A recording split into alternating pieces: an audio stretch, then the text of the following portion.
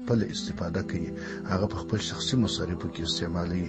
د لور پیسې راواخلي او د ولور پیسې راواخلي، بیا خپل ځان ته یا دوکان پرانیسي، یا مځکه پرانیسي، یا حج ته په ځي، یا موټر پرانیسي، یا زوی ته کوزده پکوي. نو حال دا چې د ولور پیسې د ښځې خپل شخصي حق دی. قرآن کریم کې موږ ته الله جل جلاله دا امر کړی چې دا ولور دا د نجلۍ حق دی، خو دا د نجلۍ حق، د نجلۍ شخصي پیسې دا د پلار را اخلي او په خپل شخصي مصارفو کې استعمالوي، په خپل شخصي ضرورت کې استعمالوي. دا څونه اندازه تجاوز دی چې د مور پلار یې پر خپل اولاد باندې کوي.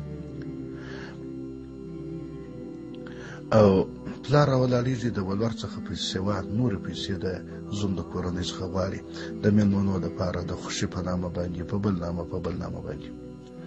پلار راولاړېږي د خپله لور یو چاته په پیسو باندې ورکړي، ډېر ولور باندې کښېږدي، ډېر مهر باندې کښېږدي، بیا هغه زوم د دغه ولور د پیدا کولو دپاره کلونه مسافر وي، کلونه سفر کوي، کلونه خوارۍ کاږي دپاره د دې چې ولور پیدا کړي.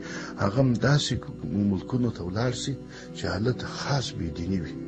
زموږ اوس په د افغانستان د غرب ولایتونه چې دي، مثلا لکه بادغیس، لکه میمنه، لکه فراه، لکه هرات، لکه نیمروز، دغه علاقو خلک دي چې په ډیرو ولورونو باندې د